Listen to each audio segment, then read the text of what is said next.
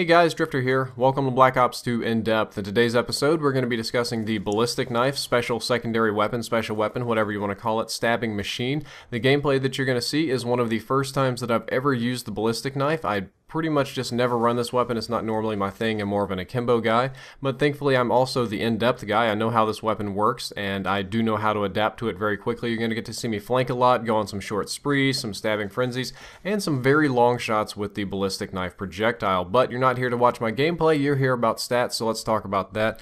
The direct impact damage of the Ballistic Knife deals 250 damage. I'm not entirely sure why this is relevant, but you guys really like those damage numbers. That means no matter what you crank the health up to, even if you put it on double health in private match for some reason, it's still going to kill you in one shot. This is always a one-shot kill no matter what you do. I've never heard of anybody surviving a Ballistic Knife hit unless, you hit the riot shield. That's not going to do anything. But it will always kill in one hit. This is the projectile, not the stabby part. The projectile is just always a one-shot kill. The stabbing is also always a one-hit kill. The stabbing should do 150 damage, just like the regular knife. If you do go to private match and you put your health up to 200%, you'll find that it takes 2 stabs to kill. But in normal 100% health, it's always going to be 1 stab to kill, 1 stab in hardcore, 1 shot in hardcore. This is kind of like an insta-gibbing weapon, just so long as you hit people, but hitting people is definitely the hard part. Unfortunately, it has a very slow rate of fire. If you wanted to get technical about it, it's a single shot rate of fire because you have to reload every single time, and that kind of messes up RPM calculations. However, I would say it shoots at about the same speed as the crossbow as the DSR. It's probably about 50-60 RPM. It's very, very slow. Do not miss your projectile shots because it's going to be a long time coming for the next shot. One of the cool things about this is that you do get 102% movement speed. That's right, you actually get bonus movement speed just for having this weapon out and selected. You don't get the movement speed if you put it away. You don't get the movement speed if this is your secondary weapon and you're holding an assault rifle. But when you break out the Ballistic Knife, you actually run 2% faster than your normal. What I like to do, and what I would actually recommend that you do later on in the episode, you'll see that if you stack this with lightweight, you get 109% movement speed because lightweight adds 7% movement speed. 109%, that's almost 10% faster than everything else, and it doesn't seem like a lot, but trust me, this is going to be a big difference, especially against assault rifle users, light machine gun users, shield users, relatively slower people that aren't running lightweight. You are going to run circles around them. They're going to seem painfully slow compared to you. The upcoming segment, we're going to talk about the knifing mechanics in Black Ops 2 and how this compares to the several different kinds of knives. Instead of using raw numbers here, I'm going to use comparative analysis because it makes a little bit more sense this way. The raw numbers will get a little bit overwhelming. This stabs faster than the regular knife, but a little bit slower than the combat knife. The combat knife is the fastest stabbing, fastest animation killing in the game. However, the Ballistic Knife is faster than your regular knife, and it's a little bit slower than the combat knife. You're not really losing anything by stabbing with the Ballistic Knife. Anything, it's a gain over normal. Just the combat knife is actually very crazy when it comes to stabbing, and it stabs very fast. The next knifing mechanic that has its own section of code is the charge range, or the dash range, or the auto-aim attack range. That's the range at which your knife is going to automatically lock onto the body and stab them. That's why when the game is a little bit laggy, you see crazy things like people knifing you sideways or backwards, or when somebody is just barely out of range, it seems like you're not going to hit them, you knife them, and then you very quickly dash up and stab them. The charge time, or charge speed, however you want to look at it, is the same for the regular knife and for the combat knife. They both lunge at the person in the same amount of time at the same speed. However, the Ballistic Knife and the tactical knife are faster than those relatively normal. That's our normal baseline for this comparison. The Ballistic Knife is faster than the regular knife when it comes to charging up to stab people. However, it's slower than the tactical knife. The tactical knife is actually absurdly fast when it comes to charge time. It basically sends you across the map like a laser when you go to stab people.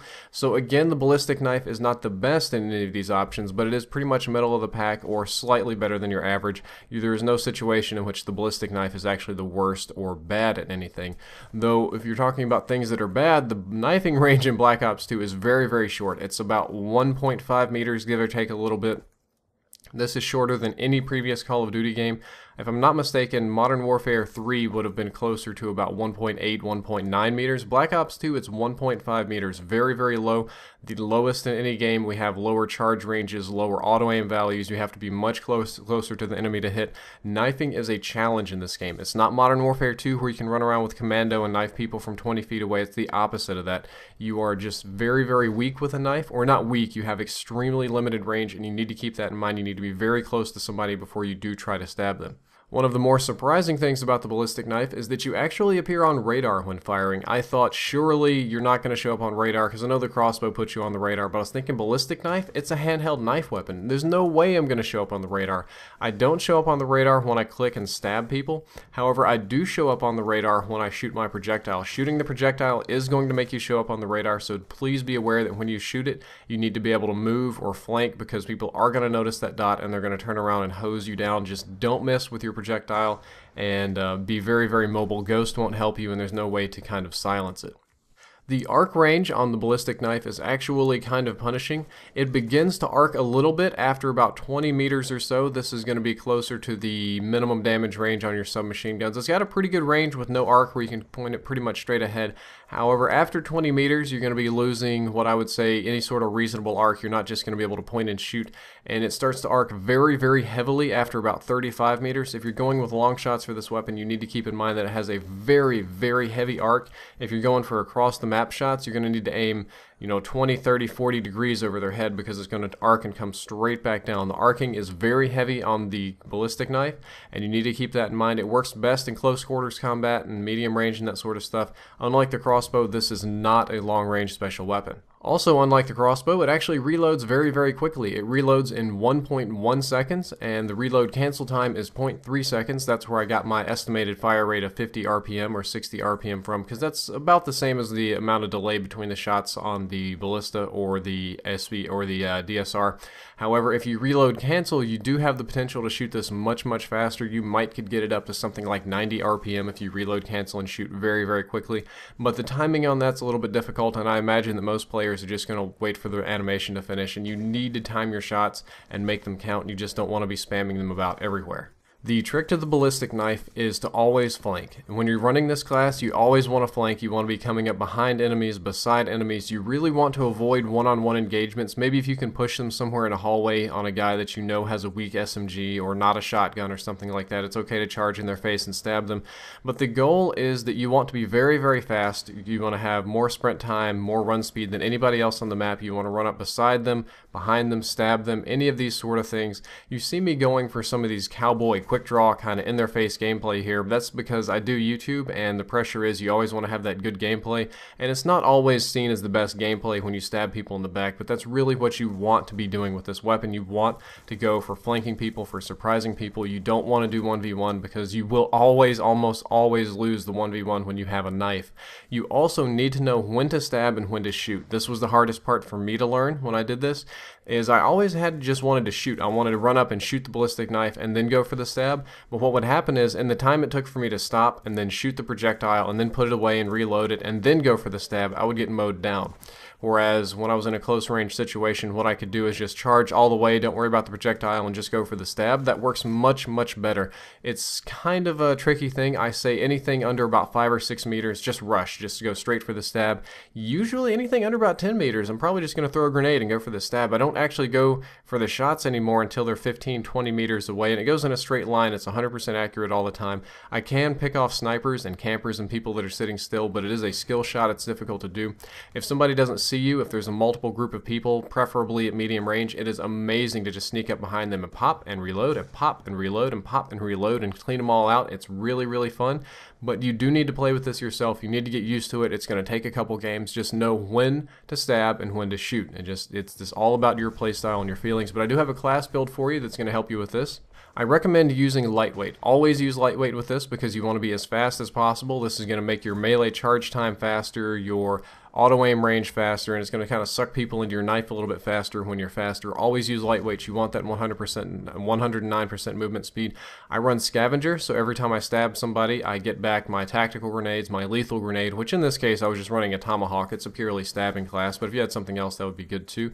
And I also am able to get back all of my ballistic knife, little, I don't know what you call them, projectiles, little shooting knives. I don't have the name for them, but every single time you kill somebody and you pick up that packet, it's going to reload your equipment, which you're really, really going to need. Fast hands is also important in this one because you're going to want to deploy your grenades and your equipment very, very quickly. Fast hands also helps if you decide to pick up a weapon or scavenge a weapon, because many knifers do pick up a weapon and put it on their back for when they're really desperate. This will allow you to pick it up very quickly, and you won't have to worry about fumbling with it or bumbling with it when somebody's charging at you. Perhaps more important than fast hands are my bottom two perks. Dexterity is very important because you want to recover super fast after sprinting, both so that you can stab faster or so you can shoot your projectile faster. It has to do with your speed in climbing and mantling, also very important. Ladder climbing important. Perhaps most important is dexterity helps you recover faster from knifing. It actually helps you knife faster. Your knife recovery speed is decreased when you're running dexterity. Very important on that one if you're taking on multiple targets.